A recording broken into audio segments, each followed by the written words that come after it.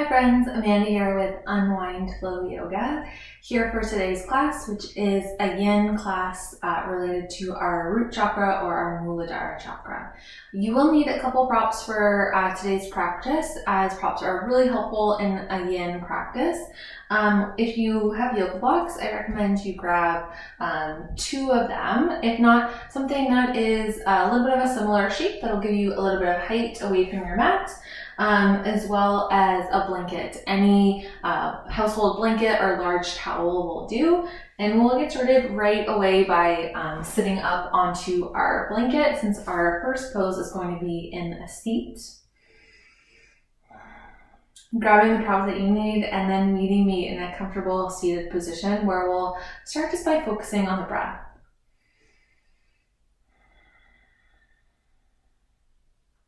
Connecting to our Muladhara chakra, the roots, our foundation, our sense of safety, security, prosperity, sense of structure, and connection to our intuition. And I love that little add-on that we also connect with our intuition, because when we feel safe and secure, we can listen to our intuition a little bit more. Connecting with that here, just using the breath. So starting off in any comfortable seated position. I'm in Sukhasana, and hands are rested gently on the thighs. Starting to move the breath in through the nose and out through the nose. Our breath is a really helpful tool in our yin practice, because we do hold our poses for a length of time. We are still, and the breath can help us stay connected to our present moment. And one thing about our breath that I'll be bringing your attention to today is this idea of when we breathe in, we have this upward movement of our energy. And as we breathe out, we have this downward movement of our energy. And that's what we'll be paying attention to today, this downward focus. So as you move through these first couple exhales, see if you can connect a little bit more to the downward sense of energy. As you exhale the breath out, notice where you feel the breath moving out through the body.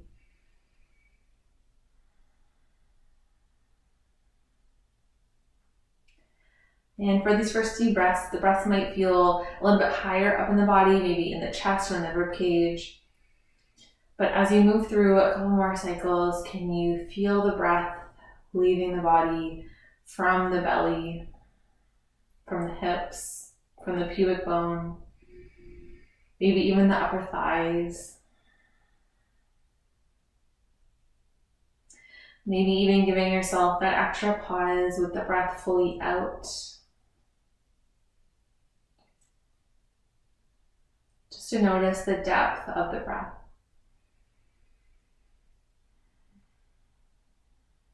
Knowing that we're not looking for any particular outcome. We're just making this connection from our physical body to our breath, to how we experience these sensations. And then let's see if we can keep this idea of the breath moving up and down, especially in this down sensation, as we move into a twist. So from here, my right shin is in front of the left, and we'll twist over to our right. So take both arms up. Notice as you lift up, the hips remain heavy, and then we're going to twist over to the right. So the left arm is going to come onto our right leg. Chest opens towards the right. Our right hand is behind you. Use it as a kickstand to keep a tall spine as the hips remain rooted. So noticing here, we haven't changed really anything with our lower half.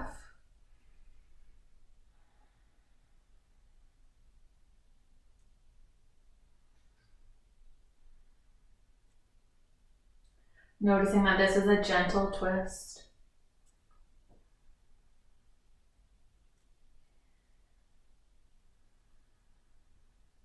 knowing that our yoga is not goal-oriented in any way, but noticing that the purpose of this pose is just to see if we can keep our breath even, to keep this downward sensation as we introduce this gentle twist. So our objective here is really about the breath.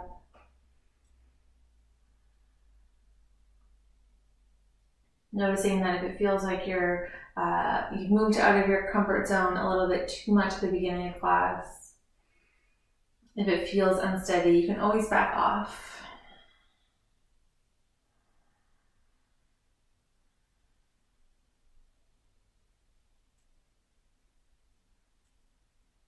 Take another breath in. Exhale, let it go. And then softly return through center. Both hands back on the thighs. Taking this as a feeling moment. Letting the body return back to equilibrium.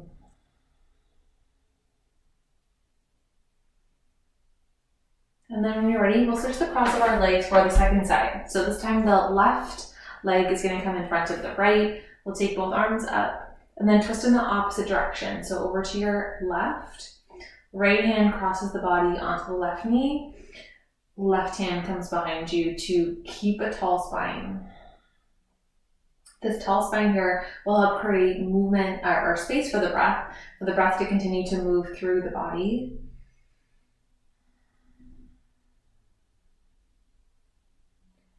Our twists are balancing in nature because we move through both sides.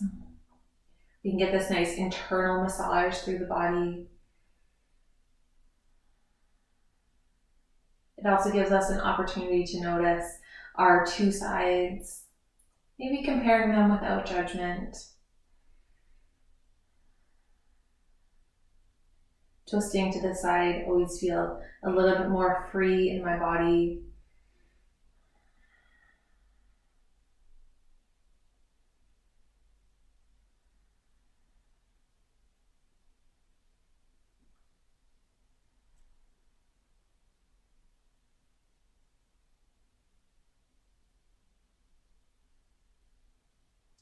Noticing here if you can keep the structure of your pose while relaxing a little bit by doing a little bit less. Notice if you're gripping in the fingertips. Feel a little bit crunched in the shoulders. Give yourself a little bit of that softness.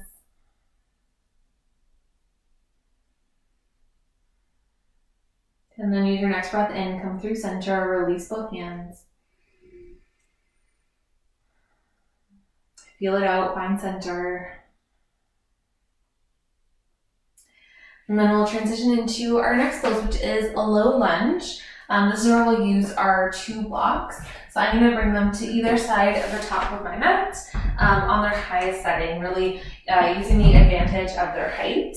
And you can use this blanket as a cushion for the knee, but we're also going to use it as a little bit of a break and a stopping point for our back leg. So we're going to start with our right foot forward first.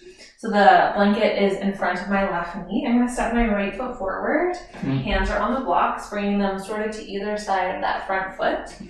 And then I'm going to press my hands into the blocks to create a nice and light upper body and give my lower body permission to hang here.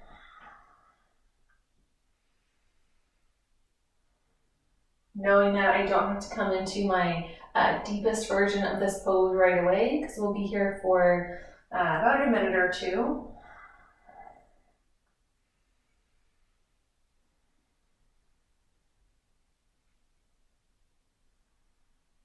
Building our awareness here in this pose from the ground up. So let's start off with this back leg, our left leg. If it's comfortable, the toes are untouched, top of the foot is on the floor. Notice that contact there and where else is touching the floor between your left toes and your left knee.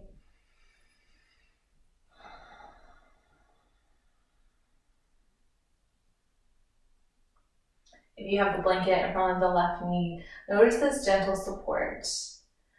This gentle braking sensation. Brake is in to slow down, like the brake in your car, rather than the brake as in to come apart. Gives you that little bit of softness, knowing that you don't have to go any further. And then see if you can connect to a sense of stretch through the front of your left hip.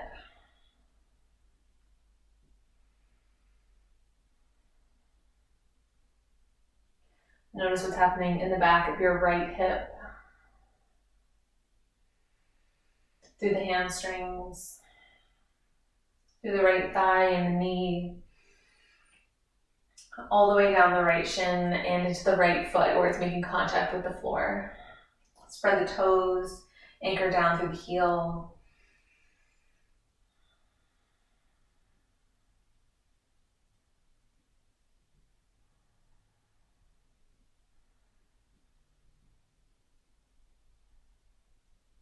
Take another moment there. And then slowly, no rush, transition your way out. Bring the thighs together and then sit back on the heels if that's comfortable. Noticing the difference, right side, left side. Notice if it feels a little bit uneasy to feel uneven.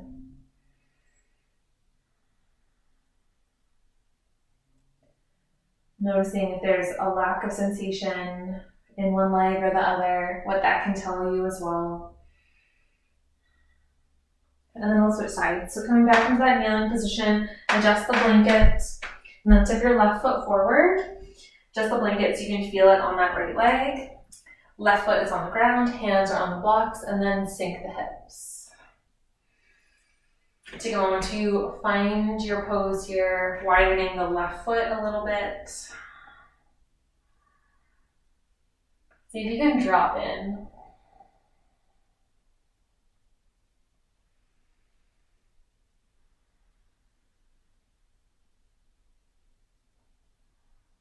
Once you found your pose, see if you can do a little bit less. And then I'll start to do that little body awareness work here. Notice the top of the right foot,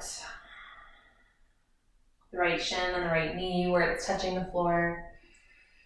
Right toes to right knee. Noticing your blanket in front of the knee, touching the thigh. And then if you feel anything through the front of the right hip, notice that. Could be inside, outside, the front, the back. Take that awareness and bring it onto the left side of the body, back of the left leg. Left thigh and left knee.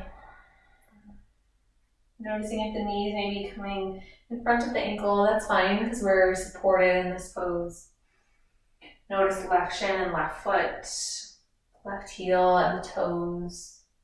If you can feel the bottom of the foot on the floor.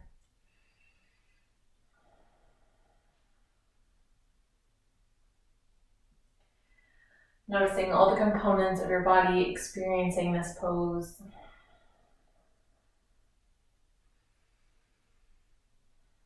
And then when you're ready, transition out.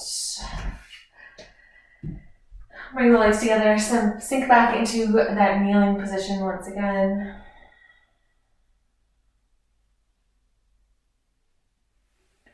And then for our next pose, we'll come into pigeon. So if you know pigeon's not your favorite, supine options are available to you. Seated options are available. We will use a little bit of support with our blanket though. So moving it off to the side just for now. Hands are on the floor. However you'd like to get there, right side. So right knee comes by the right wrist. Foot can be close, more towards the hips rather than parallel to the top of your mat. Left leg is extended, top of the foot is down.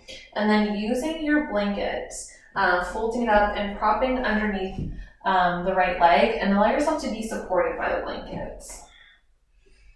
So drop the right hip down, hands on the floor, stay high for just another breath or 2. Breath or 2.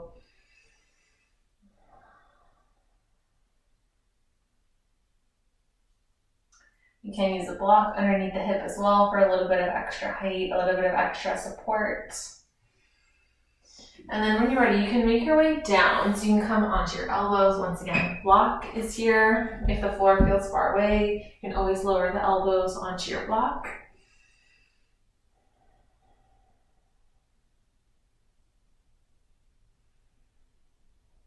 In your pigeon pose here, bring your awareness back to the breath. Moving the breath in through the nose and out through the nose. And in this pose, reconnecting to this central channel of the body. However, this center line has transitioned in this new shape here in pigeon pose, Ekapada Rajakapotasana. Noticing your exhales soften you into the floor. Noticing if any resistance comes up. So this is one where maybe your body doesn't want to soften all the way in. See if you can meet that resistance with compassion, with gratitude. Noticing that this reaction is here to keep you safe, keep you from going too far into the pose.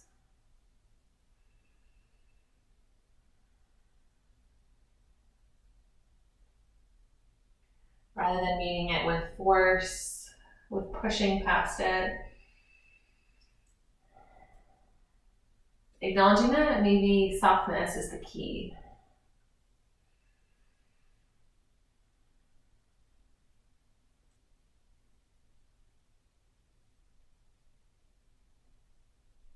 Take another breath there.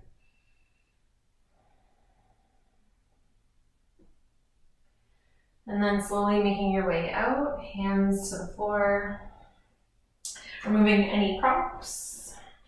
And then give yourself a moment, maybe a tabletop, however you'd like to give the tail a little bit of sway side to side, give yourself a little bit of movement. Find what feels good here. And then transition to the second side. So moving your blankets and any other supports that you have. Getting them ready to support your left side. Bring your left knee towards the left wrist. Extending the right leg back out behind you, and then grabbing that support, that rolled up blanket, and then allowing your hip to really drop into it. Feeling yourself be supported. Keeping the hands on the mat for a moment, just to create a little bit of length. And then when you're ready, you can transition your way down to the ground using props perhaps underneath the elbows, maybe supporting the forehead in this variation. If you have a block, you can feel nice to support in between the eyes, that third eye area on the edge of your block. I'm going to stay up a little higher for this one.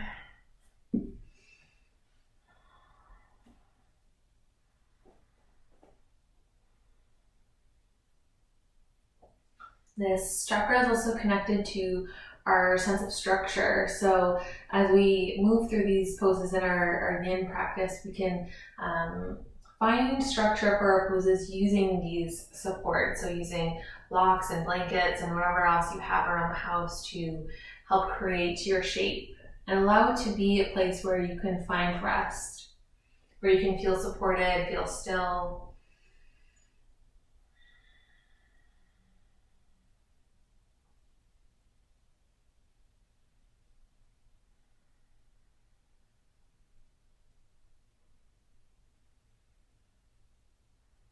Feel the sensations of the breath.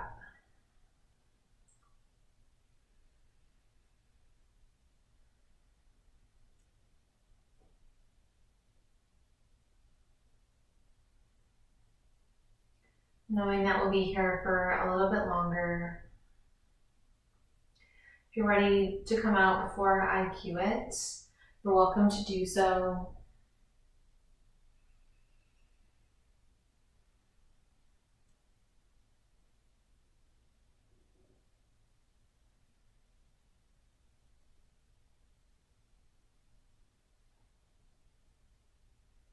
Taking another breath in. Exhale, let it go. And then hands to floor. Remove the props. Find that tabletop once again. Give yourself a little bit of a sway, a little movement. And then our next pose here is a seated pose. So we can grab onto our blanket once again underneath the hips. We're going to come into Janu Shirshasana A. And this is really just to prepare our hamstrings for the next pose and to get a little bit of a forward fold in. So forward folds can get the sense of introspection, surrender that are connected to our theme, our intention for today. Start with the right leg extended. We'll bend the left knee, and then the knee will drop out to the side. If you feel like the knee feels like unsecure, hanging out through space there, and you have a block, you can always grab onto it. So I'll show that one here. So the block has 3 heights, so if the knee is really high, you can bring it there or onto the low setting. It might feel a little bit comfortable as well if you've never done this one before, so you don't feel like you're forcing yourself into this pose or to create any particular shape. Once you've found it, create a tall spine, arms reach up, and then exhale, fold forward, allowing the spine to round. And I really like this variation where the hands find the floor rather than the leg for an intention like this. Just keeping the hands on the floor, like the hands are almost like brakes, kind of like the blanket we had earlier, so we don't have to go further than we're comfortable with right now.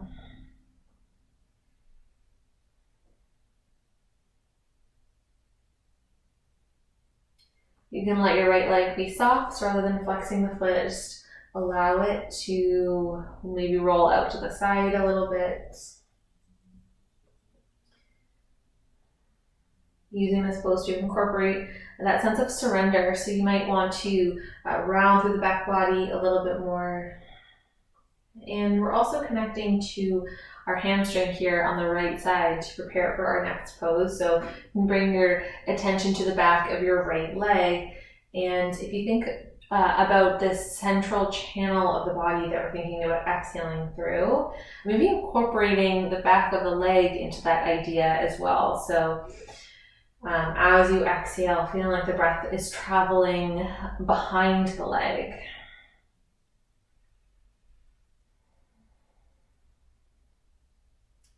Creating almost endless space there.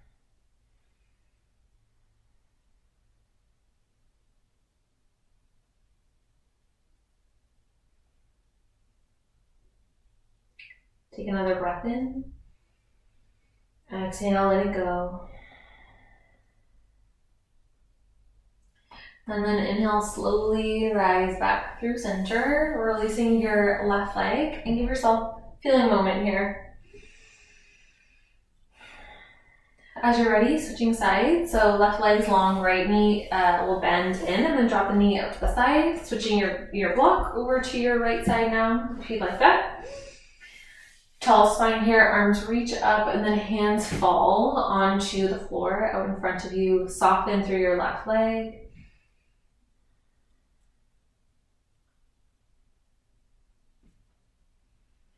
Allow yourself to round forward over your left leg. Then like the right side of your waist is turning over to your left slightly.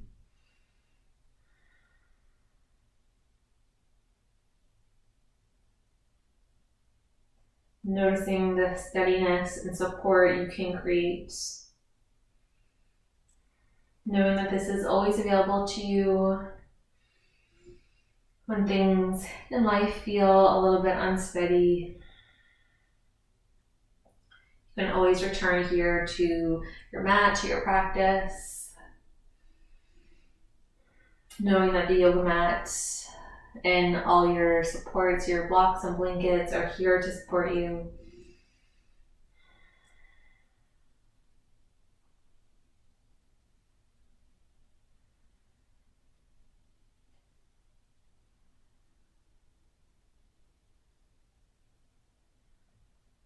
Noticing the exhale,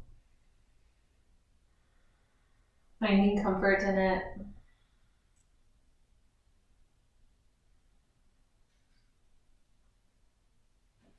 And inhale, slowly rise, make your way back up.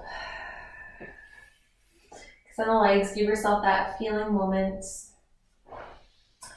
And then we'll transition to lie down onto the back. If you have your rolled up blanket or block, grab onto it because we'll use it for our final pose here for Shavasana. Lie back onto the back body here. Just give yourself that moment to pause. Knees are bent, feet on the floor. And we'll build ourselves into Viparita Karani, or supported bridge variation with the legs up. So we'll take our block or rolled up blanket, lift the hips, place it underneath, and I have my block on the lowest setting. My block is pretty high, even on the lowest, but we want to keep something that feels really secure and supportive. Pausing for a few moments just with the hips lifted, and you're welcome to stay here for the entire time. If you'd like to add on, we'll lift one knee and then the other, but in a moment. No rush to get there. Noticing what's making contact with the floor, the feet, the back of the hips onto your block or blanket, backs of the shoulders, the arms, the head.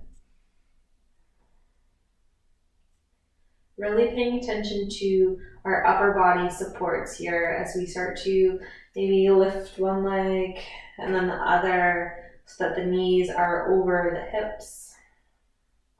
Option to stay here, or maybe straighten one leg and then the other. And you have the opportunity to allow the legs to be touching each other for support, one leg supporting the other. Maybe they float about hip distance in the air. Knowing that they're still supporting each other just from the hips rather than the inner seam of the leg touching.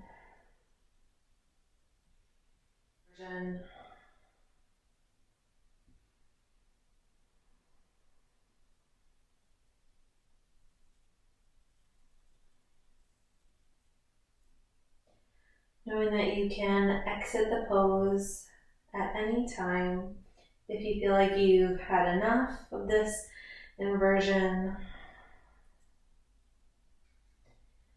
But seeing if when it starts to feel like you're reaching towards the end of your comfortable hold, first reconnecting with the sense of support, security, listening to your intuition, telling you what is safe.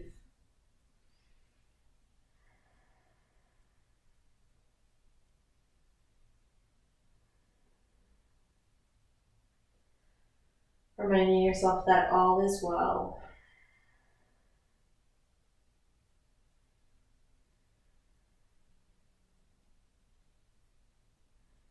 You're welcome to stay here a little longer, but I will gently transition you out if this is all the time that you have. Slowly bring one knee into the chest and then the other. One foot finds the floor and then the other, pausing there. Exiting the pose as slowly as we came in. When you feel ready, lift the hips up so you can slide your block or blanket out of the way. Landing here on the back body, fully supported. Choosing here if you'd like a little bit more time.